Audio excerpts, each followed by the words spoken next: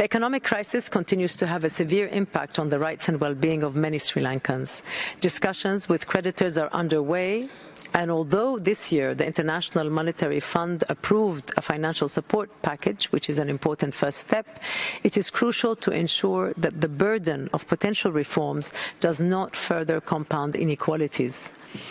Robust safety nets and social protection measures are needed to shelter the most vulnerable from the negative spillovers of economic restructuring.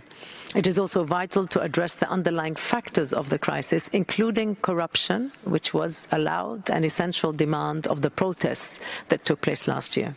Our office urges the government and political parties in Sri Lanka to use this opportunity for democratic renewal, for deeper institutional reforms, and to advance accountability and reconciliation, as well as the promotion and the protection of human rights. Sri Lanka has witnessed too many ad hoc commissions in the past that failed to ensure accountability. Accountability remains the fundamental gap in attempts to deal with the past, and as long as impunity prevails, Sri Lanka will achieve neither genuine reconciliation nor sustainable peace. The past months have unfortunately witnessed an old reflex of using draconian laws to curtail opposition and control civic space, with a heavy-handed approach to protests far too often, including the arrest of protest leaders and forceful crowd control measures, as well as the persistent use of the military in police functions.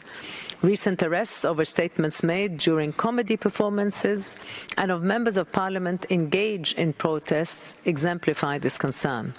Sri Lanka responded to the comments made in the oral update. Political stability has been restored while conditions on the ground have improved considerably for the people.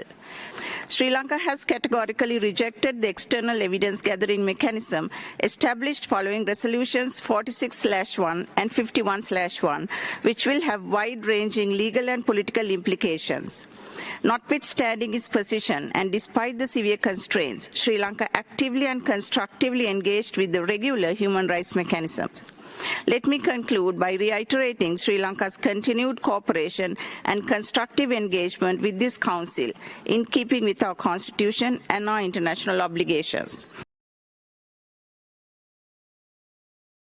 Britain's Global Ambassador for Human Rights and Deputy Permanent Representative to the United Nations in Geneva, Rita French, delivered the co-group statement on Sri Lanka at the 53rd General Meeting of the United Nations Human Rights Council. She said that they welcome Sri Lanka's initial steps towards addressing concerns around land returns, long-term detentions and corruption, adding that these steps can provide a basis to begin a process to protect the rights of all Sri Lankans from all ethnic and religious communities. She further noted that they remain concerned by the continued use of the Prevention of Terrorism Act and that they acknowledge an ongoing effort to replace the PTA and urge the government to ensure that terrorism legislation is consistent with Sri Lanka's international obligations. The co-group statement further called on Sri Lanka to work with the High Commissioner and his office and remain ready to support Sri Lanka in addressing HRC Resolution 51-1.